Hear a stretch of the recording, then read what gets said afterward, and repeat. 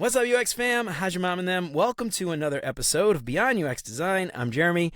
If you're new here, welcome to the show. I am super stoked to have you.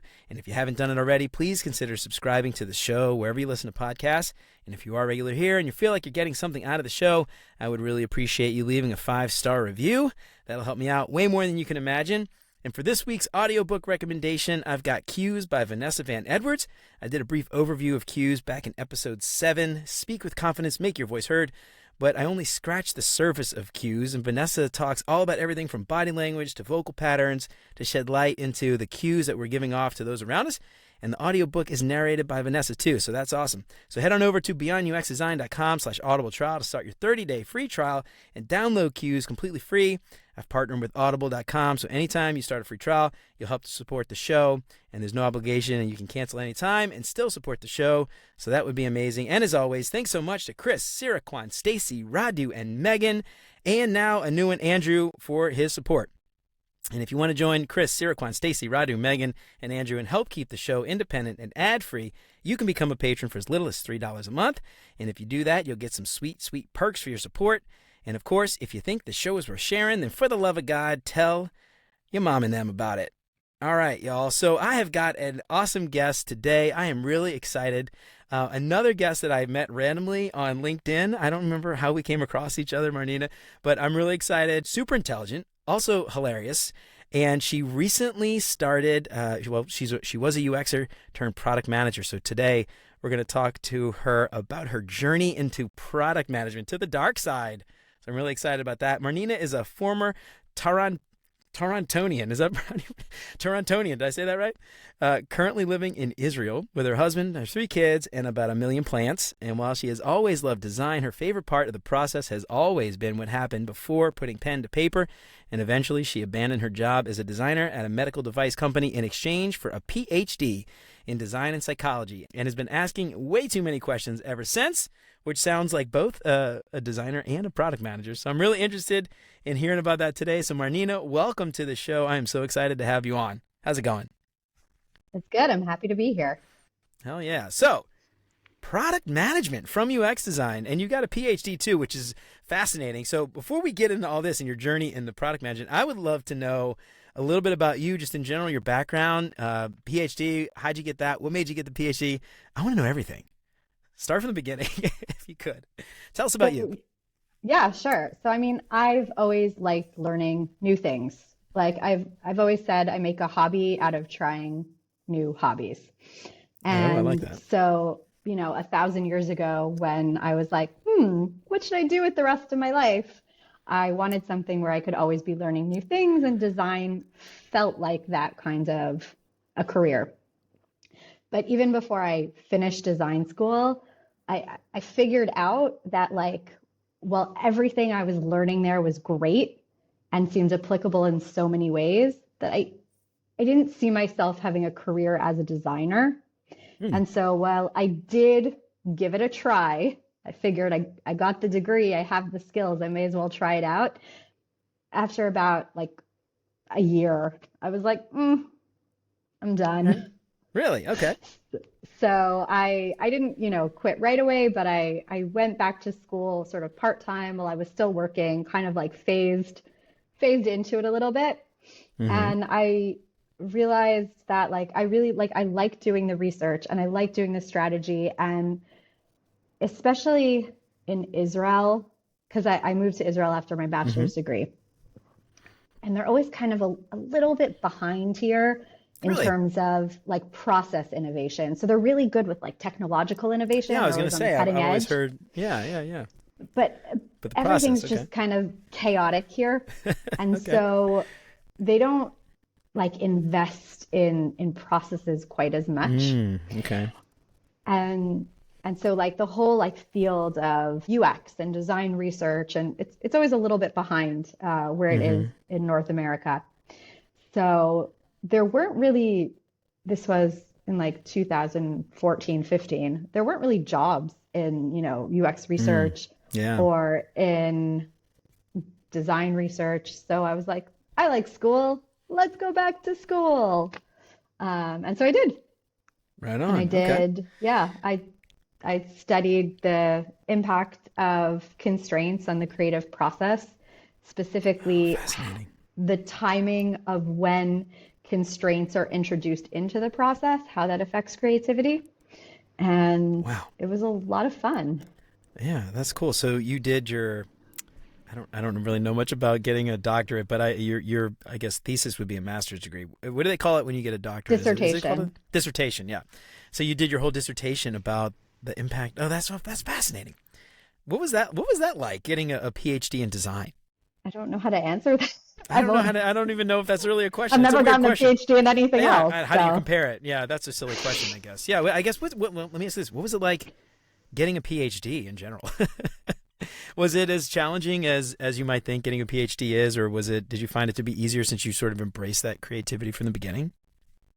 so I will say, one of the advisors I worked with, I also did my master's thesis with. So Okay.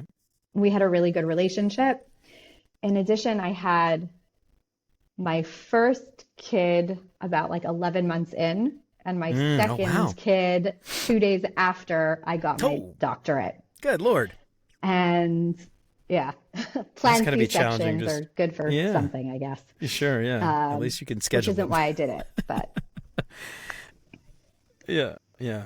Wow. my, Well, that's fascinating. So, PhD. So you. yeah, Oh, sorry. but what I I didn't was mean going to to cut say you is off. Go ahead. that in you hear a lot about how doctorates and, parenting don't go Hmm. hand in hand and Yeah. how tough that is. Whereas in Israel, Israel's a very like family oriented kind of place. And Hmm. so everybody's having kids when they're doing Wow. doctorates. It's Okay. like totally normal, Really? totally standard. There's like legally, there are maternity leave policies for graduate students. So I didn't have that like uphill battle in Okay. terms of Wow. like trying to balance Yeah. academia and my personal life. So that was Okay. helpful. So there's a somewhat progressive in that sense. I don't even know if that would be considered progressive. Seems progressive to me, but It's it's it's not like something this you see very often here in the States. it's a weird combination of like progressive but also the opposite in Because a it's so way. conservative, I guess, right? Is that what you're saying? Yeah. Yeah. Fascinating. Okay. Yeah, that's really interesting. Well, I'm curious, how'd you end up in Israel? You have family there, or did you just you guys decide you wanted to move to Israel?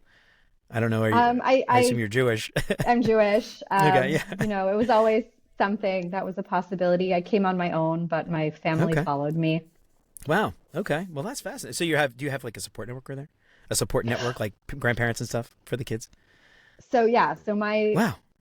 like I came and then my brothers came and then we had all got married and had kids and then our parents Oh, came. that's really cool. Oh, wow, that's so cool. So from Toronto to Israel, that's a fascinating journey, even on its own. You could probably talk for an hour about that alone, but we're not here to talk about that. We're here to talk about your journey from UX design into product design or product management. So let me ask you this: so you got out, you finished your PhD, and you went. Were you looking specifically for a UX research role, or were you looking for just kind of anything in the UX realm of roles? So when like anyone who finishes a PhD, I would say, I was suffering from a little Stockholm syndrome. Really? Academia Okay. doesn't prepare you for the real world. Academia assumes you are just going to stay in academia for the rest of eternity. Uh huh. And so I was debating, well, do I want to do a postdoc? Do I want to look for a job? I don't know what's going on. But at least here in Israel, if you want to remain in academia, you have to do a postdoc abroad. And I had a Oh wow. Okay. baby 2 days after finishing my doctorate. So I wasn't going to start like going places Mm-hmm. at that point. So I was like, okay, I'll get a job. I'll keep connections with like the academic life. So I was teaching a course on design thinking and I was on an organizing committee for a conference and I started working as a design researcher specifically for like marketing and consumer insights, and then got laid off because Oh of geez. Okay. COVID. Right. Yeah. And so after that, I was like, okay, now's the time to finally like get back to design and find a job as a UX researcher. And I did that for 2 years before getting laid off again. Oh geez. Oh God. What a ride. Okay. Yeah. And so is that how you ended up in product management then, looking for another job again and then not being able to find a UX design role? So just sort of saying, No, screw so this, I'm it done. was, yeah, it was actually something I started thinking of while in that role as a UX researcher, because it's a small field and there's really not, especially again, Israel, we're behind in these things. There's not a lot of room for growth. And I would, have conversations with my manager about like, you know, how I can progress in my career. And I didn't see it happening at the Right. company that I was currently at, Okay. but I was also happy there. And I was like, okay, so where can I go next? And even like looking outside of the company, the number of like management roles in UX research is extremely limited. Mhm. And so your options are, stay an independent contributor for the rest of eternity, get super, super lucky, or take a more general like design management role. And Okay. I didn't want to, I like mentoring people. I like teaching people. I like delegating. Like I like all those things that go into, leadership positions. And so I knew it was something I wanted, but I also, like the last time I drew a wireframe was literally like with a pen and paper. And then I you can would like actually. make the design on Photoshop and you would Uh-huh. give it to the developer who would like Oh, slice it geez. up. Like Oh, I just gosh. Yeah. hadn't done any of that stuff in like a decade and so much had changed. So I didn't see Hmm. myself going back to more like general design. So, yeah, I Yeah. was like, product management seems like the natural place to go. All right. Now, you said something a second ago I want to follow up on. You said you were like, I'm done. I felt like I was just done.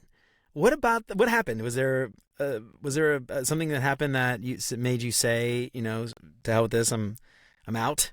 Or was it just a number of things that just sort of bubbled up? I'm curious what happened there. You mean with design? With UX design, yeah. Uh, With with design, like I was never great at designing. Like Okay. execution was not where my, Mm-hmm. skill set shone, I guess you could Yeah, say, and I sure. recognize that. I like thinking, I like talking to people, I like asking Mm-hmm. questions, I like coming up Yeah. with ideas. Once that idea is in my head, like I'm done. I'll put it on paper, I let don't want someone to else make it pretty. Yeah. For exactly. sure. Yeah. And it's funny because I've had conversations with a lot of people. I know I've seen you post on LinkedIn, and I know some of the people that you interact with, you follow, I'm sure share this opinion. But when I see people with the UX UI thing, it blows my mind that people still in 2023 think these things should be combined. Not to say people can't do both, obviously, but like they're very different skill sets. And yes, you can do both, and yes, you can be good at both, and yes, both are very important. But that doesn't mean every single person getting a job as a UX designer is a proficient, or not even proficient, but I don't know, what's the right word for that? I don't know, proficient maybe. But Proficient works. yeah, proficient. Yeah, proficient works. Thanks. Yeah, so but that's something that was kind of interesting. You sort of started to look at that and think, maybe this other thing is for me. So I'm curious though, what when you started to think about this product design role, was it the fact that a lot of times I've heard people say things like, "Oh, we don't get a seat at the table," and I want to be in charge. I want to be not in charge. I want to be able to have an input in the requirements and the discovery and things like that. And often the product team tends to get that responsibility. Was that sort of part of your line of thinking, or what was it that had you kind of looking at this product management role? So when I kind of just like looked around at what was out there, a lot of the things I liked most about UX research in many companies were done by product managers. Mm-hmm. So talking to customers and sort of mapping out the product roadmap, coming up with, different KPIs and success metrics. And at the same time, there were just so many more options for product managers and so much more room to sort of grow and progress in your career. So that's kind of what led me to looking into that. Okay, cool. Well, so let me ask you this. Your journey from UX design into product management. Talk a little bit about that job search and dealing with recruiters, dealing with hiring managers. I think one of the advantages, you probably don't need a portfolio, I would assume. But what was that conversation like with recruiters and hiring managers as you were looking for these jobs?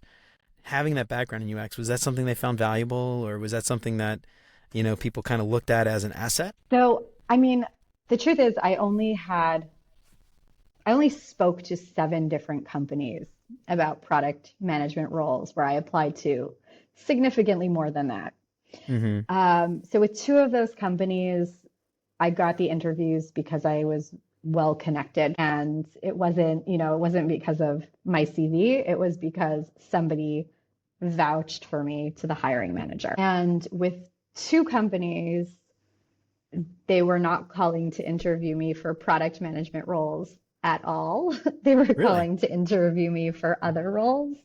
So in one case, I applied for a product manager role, got like the automatic rejection email, Mm-hmm. then applied for a competitive intelligence role. And when they called to interview me, I was like, well, actually, I really wanted the product manager role. Mm-hmm. That time it did not work. The next time, somebody just submitted my CV for a UX design role, and they called me for an interview. And my plan was like, okay, I'll talk to this person. I know people who are looking for designer roles, so I'll say, oh, I have this friend, and she mentioned offhand that they have an open product manager role, and I was like, I would like to interview for that, please. And I convinced her. She passed on my information to the hiring manager, and she was interested in talking to me. And then, so it was only, I think, 3 roles where I sent in a CV and got a call back. Okay. Now, did you get any feedback from anybody, or did they just ghost you every time with absolutely no feedback about what it was that they thought made you unqualified for that role, or did they just did the traditional recruiter ghosting kind of thing?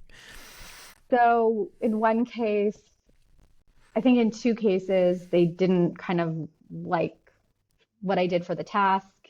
Okay. In one case, they found someone who was asking for less money.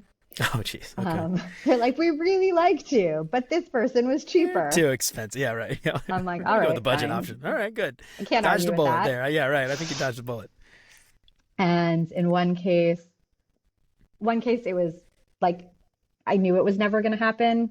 It was at like a large cybersecurity company. There was just like way too much of like a knowledge gap. Yeah.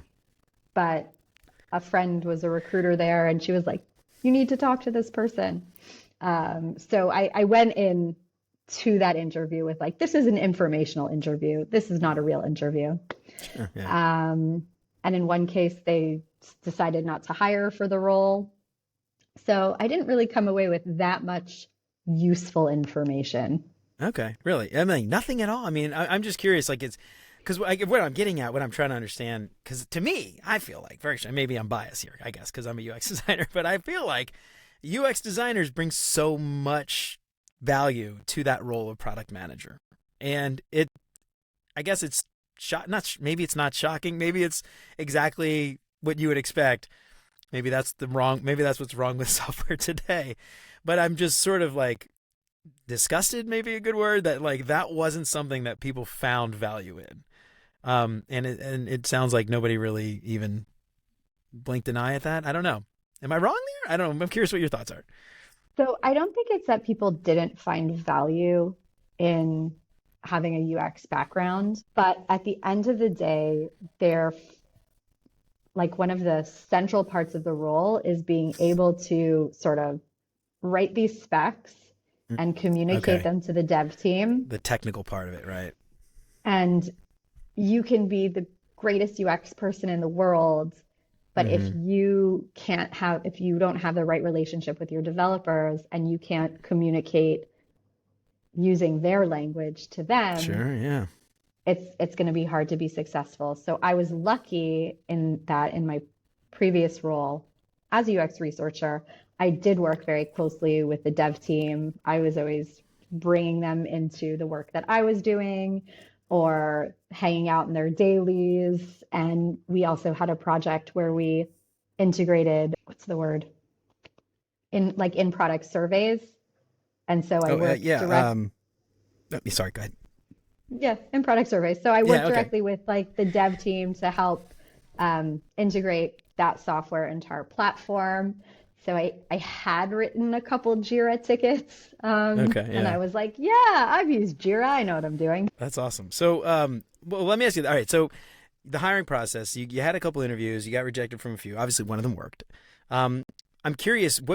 How did you sell yourself? How did you position yourself in that one interview that worked out for you? To get them to offer you that role. What was that positioning statement? Do you remember? I don't remember specifically what the positioning statement is, but again, emphasizing that relationship with the dev Yeah. team and your ability to, you know, detail your thoughts and features and ideas and be really explicit about what needs to happen is, hugely important. Hmm. I think another thing that people are concerned about is when you are a UX researcher, you're not in charge. You're not really a bottleneck. You Yeah. can kind of, exist under the radar a bit, and you can't do that as a product manager. And so you have to be very sort of firm in your convictions that, like, I am okay being in charge. I can be in charge. I can make the decisions. I can make sure things happen on time. So that was really important. Yeah. I'm trying to think what else. I feel like there were, other things that I'm just missing at the moment. That's all right. That's all right. No, yeah. So I'm just curious because one of the things like it's interesting because I've actually had this thought and I've had a conversation with one of my colleagues at work. My role right now is experienced architect, which is kind of high level ish. I'm not doing wireframes. I'm not doing designs anymore. It's very strategic. It's when I can get in on the meetings, when people include me. And it's very much like there's a lot of overlap between some of the things that the product managers would do in the discovery phase and the things that an architect would do. And I had a conversation recently with somebody and they were like, that sounds like what you want to do. That sounds like a product manager. And I was like, maybe. So what? Like let me do that. I mean, I don't care. Call me what you want, So I've actually had this kind of thought myself. One of the reasons I really want to have you on was I've had these same kind of like urges, I guess, if you want to call them that, to go to the product management side. So I'm curious, in your new role, you got the job, you got the new role, you started out. I'm curious how you approach this and how did you approach like onboarding? I know you posted on LinkedIn a lot of patience, a lot of asking stupid questions and things like that. But tell me a little bit about your process. How did you approach becoming a completely new role or taking on a completely new role? So, I mean, I started the role less than a month ago, so I'm still in that process. Yeah. Okay. Um, so yeah, as you said, like there's just a lot of asking questions, and I think I'm not done with the asking questions because I'm still in the stage where I don't know everything that I don't know yet. Are So we I ever don't really done? Are we ever know. really done? Fair enough. So I don't even like know half the questions I should be Yeah. asking.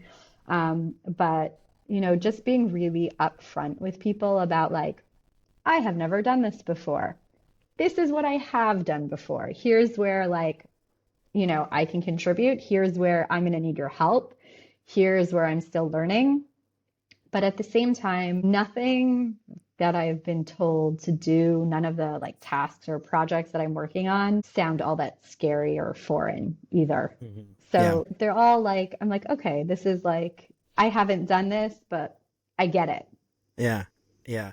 So one of the things that I has kept me from going into product management is the technical piece, the story writing, like the very like technical documentation of things, the business requirements and those kinds of things.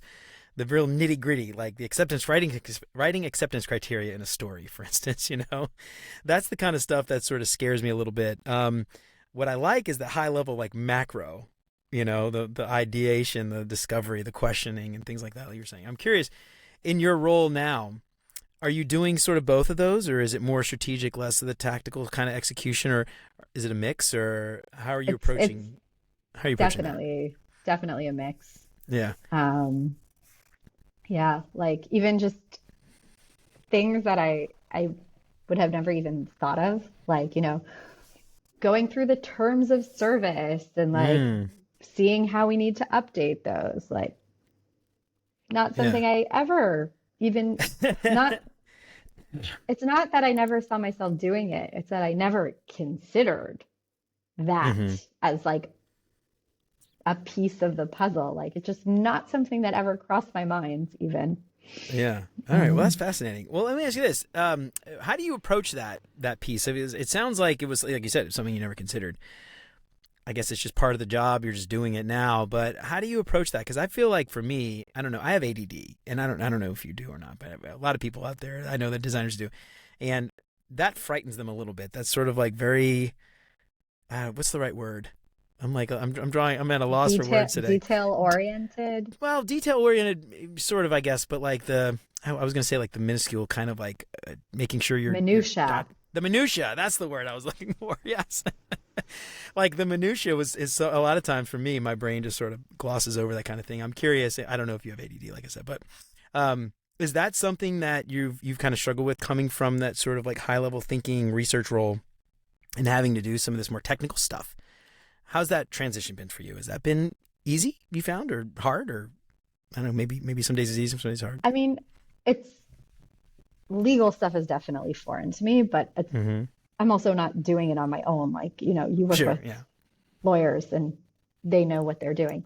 Right. But in terms of like the more nitty gritty minutia, it's not my favorite, Mm-hmm. but it's also not foreign to me. Like, you do a doctorate and you have hundreds of people participating in your experiments and like Excel spreadsheets and SPSS page, like, and then you have to make sense of it and turn it into something. So you get used to details.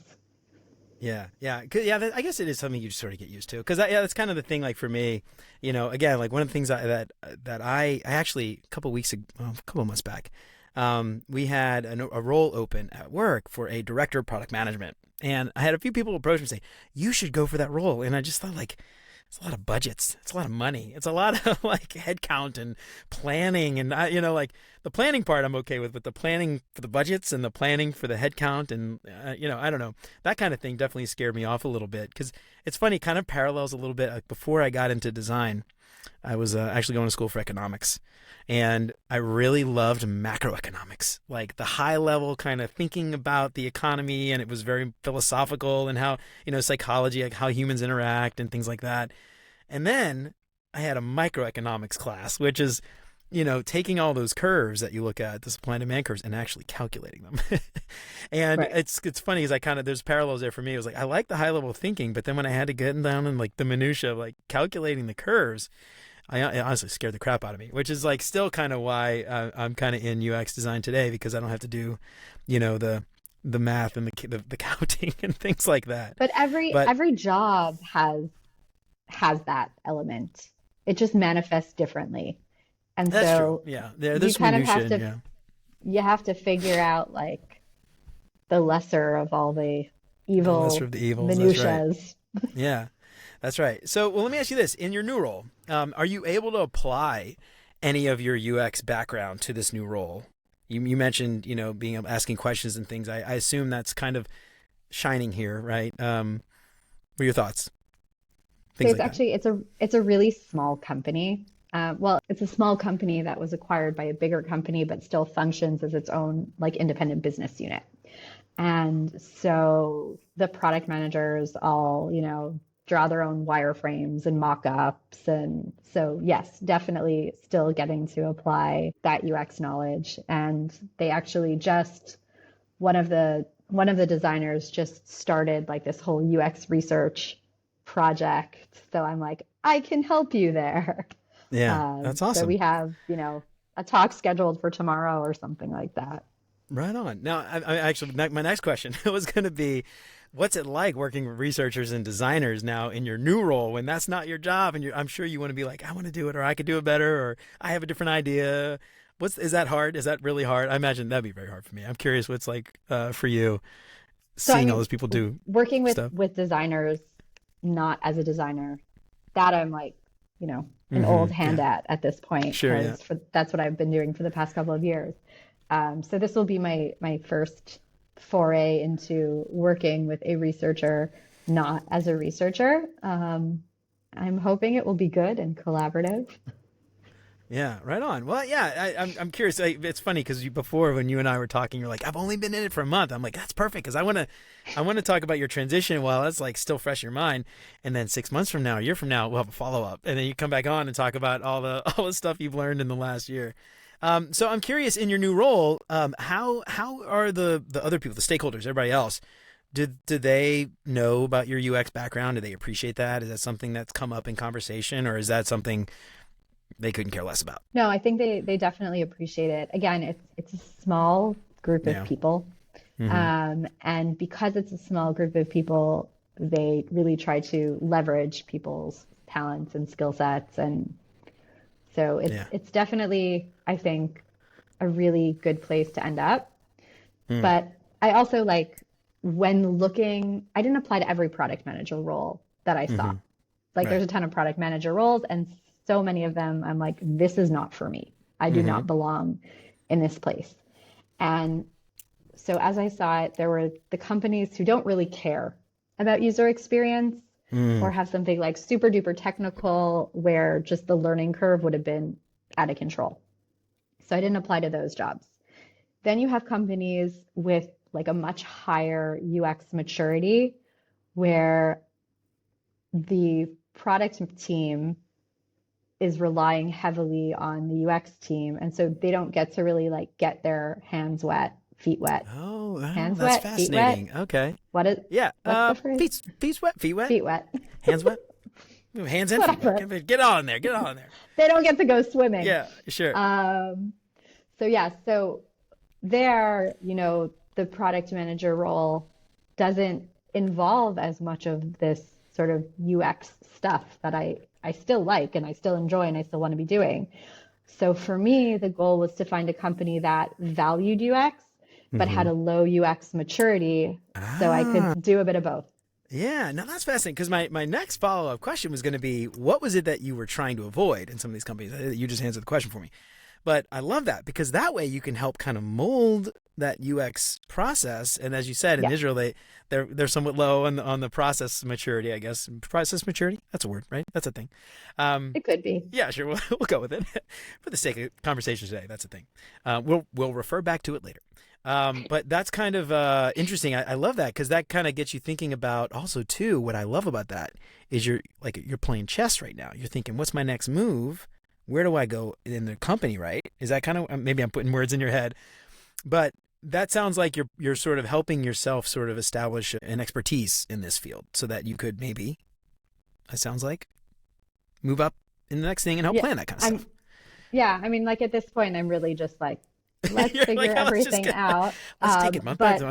I'm in month exactly. one. So yeah. But prior to starting, like that Hmm. that was definitely something that like factored in, like how, where I want to find a place where I do have that sort of upward mobility, but I still get to do all the things that I Yeah. enjoy doing. Now, you called out something that I think is just worth stressing for everybody out there, regardless of if they are a junior designer looking for a UX role, UI role, UX UI role, product manager, product designer, whatever role they're looking for. You looked for the companies that fit your values. And that to me is something I feel like, not obviously people are doing it, but I see so seldomly maybe, and like people hunting for jobs where they do the mass spray and pray, apply to 100 roles and hope I get one person call me back. You took your time, and it's funny because you mentioned you only applied to what, 7 roles you said, or you heard back from No, no, 7. no. I You only heard only back from 7, inter or you I interviewed with only 7. heard back from 7 product manager roles. Okay, I right. interviewed Well, that's right. Yeah, for that's right. other roles Okay, as well. yeah. So but you didn't. It seems like, at least, correct me if I'm wrong. You didn't do the spray and pray. You were very precise, I so or you did no both. You did a little and of yes, both. I Okay. did both. Okay. So the way I approached it was if there was a role that I was really interested in, Mm-hmm. I made an effort to get like a warm lead, have Mm-hmm. someone refer me. Yeah. It's a small country. Sure. It's not hard to find someone who knows someone, Yeah. Absolutely. I imagine. even if you don't. But I also then kind of just applied to any role whose job description kind of fit what I had previously described as like these sort of more customer centric type of product manager roles. And the company I ended up getting a job with was actually one of those that I never heard of them, no idea what they did, didn't Yeah. really look into it until I had the interview. And then I just had that first interview with the hiring manager, and I'm like, this is someone I can see myself working for. I like this person. Yeah. And I kind think of just that's went so, from there. yeah, I think that's so underrated. Like, I like this manager. I want to work for them. That to me is something so few people actually just like, again, regardless of the role, that will help you just in so many ways. I mean, it'll help you enjoy your job. It'll probably help you with raises in the future, promotions in the future, being able to do your job. They'll help you do your job if you're having trouble or you're getting blocked by somebody. That is something like so few people, I feel like they just like kind of will do anything they can to just impress whatever hiring panel they end up on. And they don't really critically think about what happens if I actually get this job? What will it mean for me if I actually get this job? Do I actually want this job? So I love that you put that in there. Anyway, because are you about to say something? No, yeah. So it's funny because, like, as I said, I didn't look into the role before I applied. Mm-hmm. I saw, like, the job description fit what I was looking for. I applied. And then when I had an interview scheduled, only then did I start looking into the company. And I'm like, oh, this is kind of like a bizarre industry, but whatever. Like, I already said yes to the interview. And so, as I said, like, I had the interview. I really liked the hiring manager. And so when I was talking about this experience afterwards and throughout the interview process, it was really interesting to see that there was like this split between people who understood why I was interested and who saw like, like a value in like having really good mentorship, and people who were just like, yeah, but like, why do you want to work in that industry? And I was like, but who cares? Like, that's like the least important thing. Like, the most important thing is that you're getting to do like the work you want to do, and you're working with people who, value your skill set and who can help you grow. Yeah. Yeah, I love that. Yeah, so that's really cool. So I love that. So I'm curious. One of the things that, as you've been in here for like a month, I'm curious. I know you haven't learned everything you need to do yet, but what skills do you feel like you were missing? You talked about like having the skills of asking questions like that, but as a product manager, UX designer or UXer turned product manager, what did you feel like you were missing? Like you needed to work on the most in the last month, the 30 days you've been working there. I think prioritization is probably one of the most important skills a product manager has. And I'm not horrible at prioritizing, but in previous roles, it wasn't something I had to do constantly. Whereas here, it's like, it's every minute you're kind of thinking about like how you can prioritize between all these different moving parts. Yeah. And so it's going from like short little prioritization sprints, like, okay, what am I going to do this week? What are my priorities? To like this like never ending prioritization marathon. Well, that's fascinating. Yeah. Cause well, let me ask you this in your role, cause I've seen product managers function in different capacities across different teams. Some teams I've worked on have had scrum masters along with product managers, and the scrum masters will kind of, facilitate all the scrum events, scrum ceremonies, things like that, backlog grooming, refinement, things like that. And then others, the product manager kind of functions in that role. How does your role kind of relate to that sort of aspect of agile? Are you more like kind of taking on what some of the scrum masters would do and you're facilitating a lot of those meetings as well? Or is it more just sort of like coming up with requirements and documenting, make sure scrum master knows that and they do their thing? So yes, it is doing all that stuff, but they also just hired an R&D project manager who started this week. Okay. We will see kind of what they end up doing and how that impacts the product department. Yeah, so that's fascinating. So an R&D project manager. So in that case, generally, I guess like I used to work in advertising, so we had project managers then. and they're dealing more with timelines and making sure that you're on time and on budget and things like that. And product managers tend to facilitate more of the conversations around the requirements, more like business analysts kind of. So yeah, it's interesting. I don't know, like how does that? What is R when they say R&D, research and development, obviously, but are they like sort of testing new products or new things to sell or implement, or is that? I guess you don't know yet because they haven't started. Yeah, I don't even know if they know yet. Oh, Like fascinating. Okay. Oh. in my previous company, we had a number of different product teams who all kind Mm-hmm. of did their own thing. And Mm-hmm. so they eventually brought in an R&D project manager, or I don't know if that was her title, but that was Something like that. We'll go with basically it. what, something like that, Sure. who kind of made sure that all the different product teams were working on the same sort of timelines and that everyone knew what everyone else was doing. And so she wasn't like a scrum master or Mm-hmm. any of those very specific Yeah. things. Right. But it was similar style role. Yeah. Well, that's the other fascinating thing about software is that the ways teams work, the way that teams work across all the various software teams, they're all totally different. It's like nearly Yeah. impossible to say this is how every team is going to work. This is how every team should do it. So anyway, it's just fascinating to get an insight into just one team and how that one team does it. Do you feel like with some of this, like you mentioned before, Israel having this culture of sort of being further behind in process, are you able to influence that in some way in your role now? Do you feel like that's something you're able to do, or are they just sort of anti-process in general because that's sort of the culture? So actually the R&D team is all based in Ukraine, I think some in Okay. Oh wow. Slovakia because of the situation in Ukraine. So Uh huh. they're not Israeli, and actually in my previous company, half the R&D team was in Israel and half the R&D team was in Ukraine, but the team that I worked most closely with was also in Ukraine. So I'm used to that. But I think people in general seem pretty open. Again, I think it's not a startup. It's a company that's been around for a long time, but it's quite scrappy. Yeah, that's awesome. That's always fun too, for as a place to grow.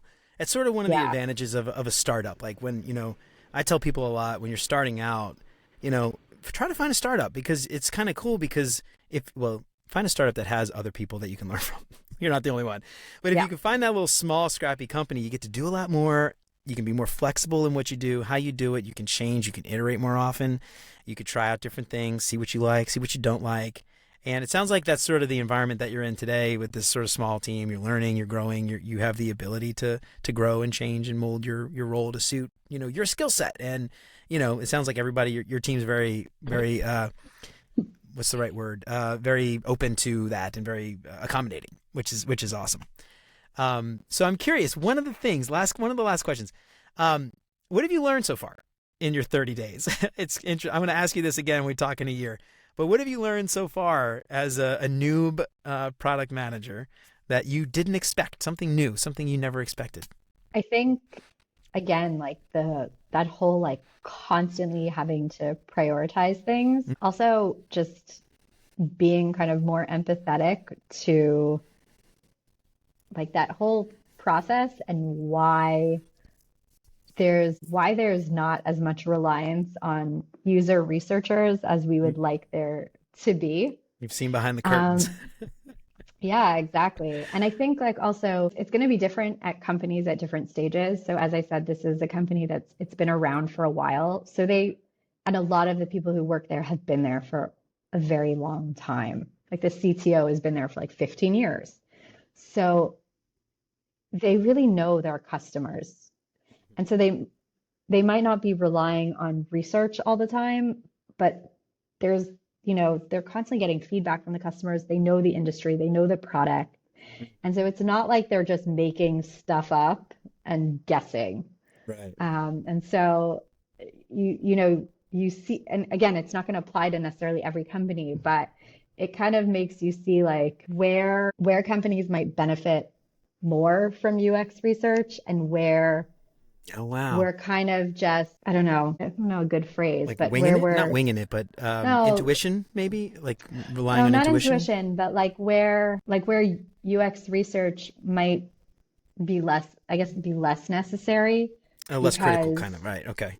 yeah, or it might be less feasible to integrate UX research because when Mm-hmm. you come into a company and that's your whole role, you Yeah. want to be involved in everything and you want to do it Yeah. all. And again, like, yes, you prioritize, but you prioritize things according to like your perspective Yeah. and not necessarily according to, you know, not without having that understanding of the rest of the team's understanding of Yeah. the users. Yeah. Yeah. I mean, I've been in UX design for, I don't know, a long time, 10 years, 12, 13 years, long time. And one of the things I've seen, like almost without fail, over and over again over the years, is that, and this is true, I guess, for everybody. It's not just UX, but everybody on the software team. I'll say this because I don't want to just call out UX people. Everybody on the software team tends to have this grandiose sort of understanding of their job, and they think that their job is the most important job in the whole team. And you couldn't do this without me, right? And everybody thinks they're the most important player on the team. And it's interesting when you go and you're sort of making this sort of statement. You're saying like, oh, I saw now I used to like advocate for this, or and I don't want to put words in your mouth again, but it sounds like you're sort of rethinking some of that kind of, we have to do this every single time, and if we don't, we're gonna fail, and blah blah blah, And so that's kind of fascinating. I'm curious, what has been, I don't know, maybe one really interesting thing that you saw that you're like, oh, I get it now. Like that's why they always tried to skip this thing, or that's why they always tried to do this thing. Is there something that you've seen in your 30 days so far that's been like, I don't know, light bulb maybe is maybe giving it too much credit, but something that you're saying like you're peeking behind the curtains, you're like, oh, I get it. Is that it's like you mentioned the relationship with customers, but maybe there's something else. I don't know. Anyway, I'll let you answer. I'll stop talking. I don't know if there's been one particular light bulb moment, but at some point I had read some like, and this is a while back, some post on LinkedIn that was talking about how, as designers, we're always talking about how good we are at problem solving. Mm-hmm. Yeah. And but like what differentiates us is not our problem solving ability, it's our like visual skills. Yeah. And that everyone is good at problem God, solving. yes, yes, yes, And yes. so like it's it's true, like, we have these conversations where, the data person's giving these ideas and the Mm-hmm. president of the company is giving those ideas and the customer support person's giving these ideas, and everyone kind of has that seat at the problem solving table. Mm-hmm. And it's not, I don't even know if like the, people from the UX team are in that conversation, but it's true. Like everyone is good at problem solving. And Yeah. so, I mean, not everyone, but Sure. I know. yeah. Generally speaking. So Yeah. generally, like, yeah, it doesn't matter what your title is, you can still be good at problem Yeah. solving. And Yeah. so that is not enough of a Mm-hmm. differentiator. You also have to have like some core skills that, set you apart from Right. everyone else. Yeah. And so coming in to this role, not as part of a UX team, highlighted like, yes, problem solving is happening Yeah. everywhere. It's funny you mentioned that because I have always found that to be somewhat insulting to people, right? Like, oh, I'm the problem solver. Like, well, product managers are problem solvers. Back end engineers are solving problems. Front end engineers are solving problems. Stakeholders, product owners, they're all solving problems. Like it's kind of insulting to assume that you're the only one solving problems. Everybody else is just like farting around, not doing anything. So I love that you mentioned that too, because yeah, it's so critical, and I love that you're building empathy for like these other teams too. And I'm curious, do you ever see yourself going back to UX in the future, or do you feel like this is something you're just gonna do for a little bit? You ever think you're maybe, never say never, I guess, but anyway, I'm just curious. You ever see yourself going back, or you ever feel like you're gonna, I miss it, I want to go back? I don't know. It's I too have soon to no tell. idea. Yeah, Yeah. seriously, 30 But days in. I That's mean, a question I'll ask you in a year. I've also never held the same role more than once. So Oh wow, okay, yeah, that's interesting insight. I Yeah. worked as a designer at a medical device company doing kind of all the design. So, Mm-hmm. branding and editorial and device interfaces, like whatever it was. And then, I went back to school and then I finished and I was doing consumer insights Mm-hmm. research. And Yeah. then I was doing UX research and now I'm doing product management. So I've never actually held the same role more than once. So Yeah, that's fascinating because we could have maybe had I a will, conversation. We could have had a conversation with you, like, well, how'd you get into, going from all these other roles into UX. So yeah. that's fascinating. You're like all over the place, but you've got, like, I think that's going to be huge though in 5, 10, 15 years, whenever. And you've got all this experience and empathy that you've been able to build for all these other roles in the team. As UX designers, we always talk about empathy for users, and very rarely does anyone think about empathy for the people they work with every day. So, Yeah. what better way to build empathy than to walk in their shoes? So I love that you're doing that. That's fascinating. Well, I can't wait to have you back on a year from now. We'll have to book it and get you back on, and we'll talk again in a year and see if you're still digging it or you're still learning new stuff. I'm sure you will be learning all kinds of new things over the next year. So that's awesome.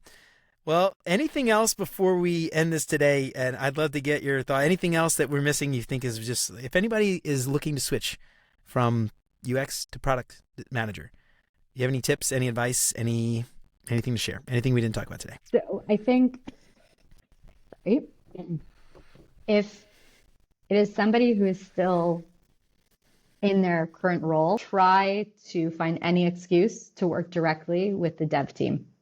Mm. I think that's really important. It's something that everyone asked me about, and it was the thing that people were most skeptical about. So if you have stories about that, that's what you want to emphasize on your CV. And if you don't have experience in that and you can get that experience, do it. Right on. And I think also just trying to understand sort of the language and terminology that product managers use and apply that to both your CV and also your case studies. So, instead of presenting a case study as you would present a UX case study, you want to do things like rewrite your insights into user stories, or just so you can show that you can put together that sort of documentation. Now, this is something I didn't think, it didn't even occur to me to ask because I just assumed they wouldn't ask. But did the interviews you go on, did they look for a website, case studies, things like that? Or did they just kind of look at a resume? So with one interview, I had to present a case study. Okay, wow, And okay. so again, I took the case study that Yeah. I had already prepared for a UX research role, and I applied all of my knowledge of what a product manager does, and I reformatted it accordingly. Okay. Yeah, that's fascinating. I honestly, I just assumed, maybe obviously incorrectly, that this was something that they didn't even have. They just looked at like a resume and asked you to kind of talk through a thing. But I guess even if that's not something someone requires, it still seems like a really great advantage having that background in UX to be able to speak to your work and the outcomes and the value that you brought. That to me seems like, why wouldn't you do that? Even if they don't ask, like that seems like a perfect thing to just take and present. Exactly. Like I mean, in that case, I was asked, but I had also Mm-hmm. I'd done the work. It took me Sure. what, half an hour to rethink Mm-hmm. it a little bit. Yeah. I think also sending in case studies, and this has nothing to do with UX or product management or anything. Sending in case a good way to kind of get that Yeah. competitive edge. In a Absolutely. previous, sorry, Yeah, you're fine. I'm Canadian, we apologize. In a previous job search, because I essentially had 3 job searches in the span of 4 years. Once when I finished my PhD and then was laid off because of COVID and was laid off because of the current situation. So I'm like an expert now. Yeah. Um, Unfortunately. but yeah, but in one of the previous job searches, I applied for a role. I got the automatic rejection, and then I reapplied with the same CV, but I added a case study, which I had prepared already for something else, and then Uh-huh. I got an interview. Wow. All right. It's funny. I always just assume when you get the rejection that they just reject you outright and you can't apply again. And I don't know why I always assume that. I guess there's no reason, like to me, because there's always a human on the other end of those things. Even if they use ATS, it's still, I've heard a lot of like recruiters talking about how they're not actually bots. There's actually just humans that just don't respond to you. It's not like a bot is actually rejecting you. But I don't think people think it's a bot when there's no response. I think people think it's a bot when they apply and then 10 minutes later they get a rejection letter. That's like when it's I guess so. Yeah. fishy. Yeah, that's fair. That's certainly true. But yeah, anyway, I never thought to reapply. That's something, here I am being a professional now for 20 something years, never thinking maybe I can just reapply again. Noted. Yeah. I'll put that in the show notes. It was a really interesting role. I really wanted to interview for it. I didn't end up getting the job, but I was like, what is the worst that can happen? Yeah, of course. They reject you again. Sure, right, yeah. They send you a dirty note like, we already rejected you once. Would you please stop applying? Exactly. All right, cool.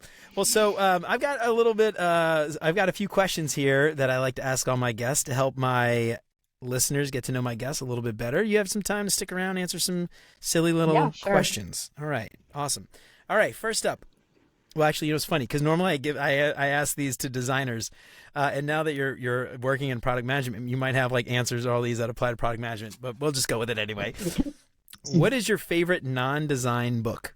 I don't really have a favorite. I like so many books. Top 3 or favorite genre? I don't know, whatever you can tell. So I'm a huge fantasy nerd. Okay. One of my current favorite authors is Richard Kadrey. His Sandman Slim series is like amazing. All right. One of the best nonfiction books I've read recently was Cultish by Amanda Montell. It's like super fascinating about how language gets people to do crazy stuff, essentially. Yeah. All right. I love it. Yeah, that's cool. I haven't heard of it, but send me the link. We'll throw it in the show notes and everybody can check it out. What is your favorite non-design podcast? I don't really regularly listen to design podcasts, actually. I don't listen to a lot of podcasts. I'm a music person. I listen to like hard rock, metal, punk, but like really weird stuff. Like the weirder the better. Okay. I'll ask you. I'm gonna throw an audible. Favorite weird punk band. The weirder the better. Weird. You said weirder the better. Band. I don't know. The weirder the better. Whatever you just said. What's your favorite? What's your favorite punk band? Right now, I really like Patty and the Rats. They're like a Celtic punk band. They're not super weird. The metal stuff is weirder. Mm-hmm. The band Who is this like Mongolian metal band that has like traditional Mongolian throat singing and instruments and like heavy metal. Yeah, that's crazy. And they have like collaborations with non-Mongolian rock stars and metal. So it's that's really cool stuff.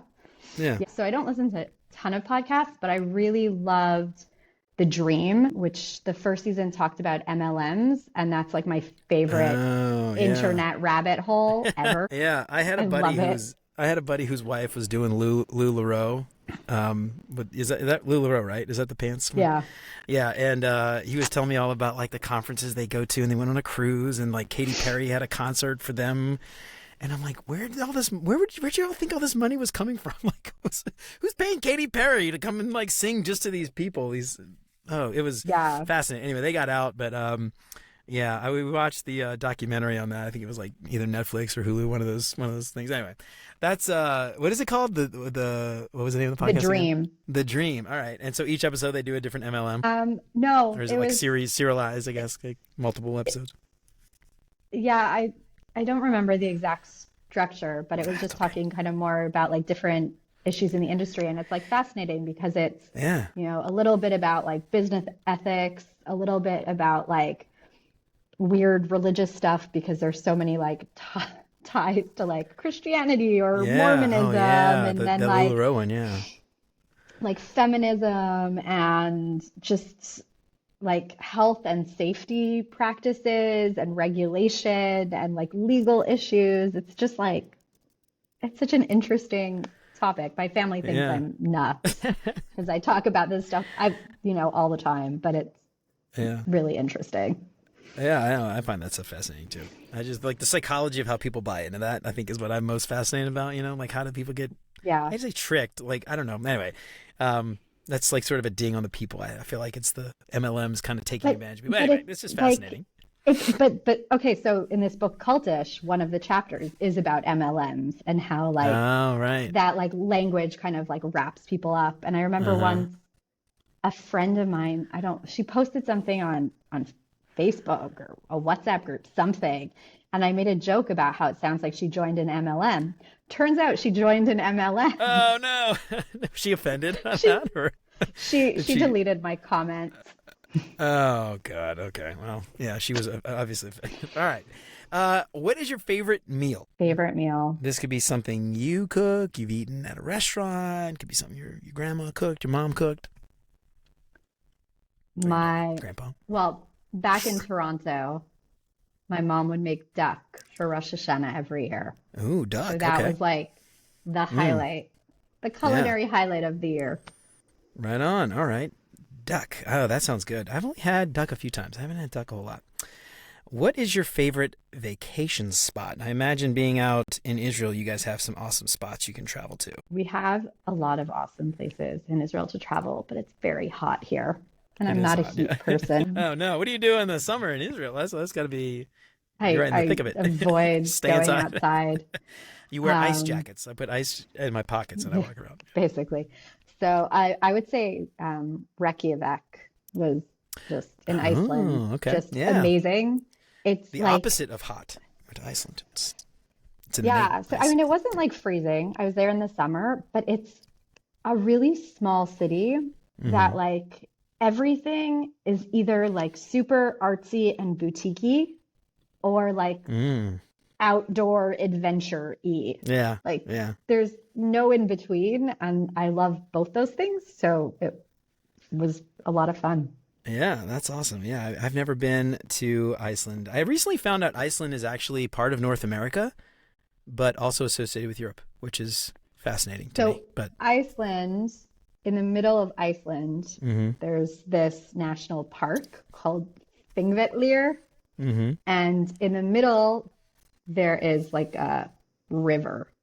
And the tectonic plates of North America and Europe kind of just you can swim between them. So that's fascinating. Yeah, I've snorkeled between the tectonic plates of the two that's something you don't get to do every day. Is it Greenland, or maybe Greenland and Iceland both are part of Denmark, or is it? That's Greenland. Norway? Iceland. Greenland. Okay, Greenland. Iceland's a separate thing. Okay, Greenland is part Iceland's of Denmark. its own normal country. Its own normal country. Is it in the EU? I'm not even sure. I don't know. I'm asking you like you're an expert on Iceland. Anyway, maybe you know, but I don't know. Totally different podcast. All right. Last question. What is your favorite design tool that is not Figma? A pencil? Pencil. I love it. I've interviewed a bunch of people, and only a few people have said pen and paper or pencil. Most people are like, I can't do anything without Figma. I'm like, hey, really? You try? So you should try sometime. I never really used Figma. I guess that's true. Yeah, because you were doing research and stuff. I've used Figma, but just to play around with it. So yeah, I'm still in terms of tools. I mean, I just got, a license for Axure, and I love Axure. I need to like actually, sit and learn it. Yeah, it's awesome. But I'm kind of still in the Photoshop, Illustrator, InDesign. Yeah, that's awesome. I love Axure. It's amazing the stuff you can do with it. You can you basically can code a full functioning. you can build a database in it with tables and Excel as like a database. It's really cool. But anyway, it's really cool stuff. All right. Well, Marnina, that is it for today. Anything before we get out of here? Why don't you tell everybody where they can find you if you want people to find you? On LinkedIn, mainly. LinkedIn. There you go. And we'll link to your... I don't do anything else. I mean, I use Instagram, but it's... Yeah, if you want people following you, you might get like 5 or 6 people. I don't know. Oh, look. I made a cocktail, and here is my house plan, and I saw a cool bug. So. I love it. You know what's funny? I can't do, I still have an Instagram account and stuff, but I haven't posted in like years. But if I did, I wouldn't know what to post on Instagram, like UX related. I know people do like the reels and stuff. They treat it almost like TikTok. I'm like, I ain't doing all that shit. Whatever. You just, No. I can't do that. It'd be pictures I'm of a my true kids, pictures of my millennial. dogs, I and watch probably pictures of TikTok random on things I cook. That Instagram. would be what I would put on Instagram. Now that I'm saying that, I actually want to go. Sounds fun. Yeah, right. It's funny because I'm a millennial as well. I'm actually like a geriatric millennial. I don't know if you could tell. I get the gray hair in my beard here. I'm also Yeah, I was close born in to '82. I don't want to ask your age, but I was born in '82, so I don't know if you're around. 86, Okay, so you're so I'm a a little bit bit. younger. Yeah. That's all right. But yeah, very similar. And like I got Instagram really early, and then I lost interest in it really early. And same with like Facebook. Like I was on Facebook when it was the Facebook, and you had to have like an edu thing. And then like I don't know, all the new stuff, TikTok. I can't get into it. I don't know. No. I feel so old. I'm like I don't belong here. This isn't my jam. I don't know. I'm sure it's fun for people, but I just not my thing. Anyway, all right. Well, Marnina, this was awesome. I'm really excited to have a chance to chat with you today. I want to have you on in a year, and we'll talk to you about your transition, your full transition into a full-fledged product manager. And I'm really stoked to see you flourish and grow and become Thanks. the product manager that we know you can be.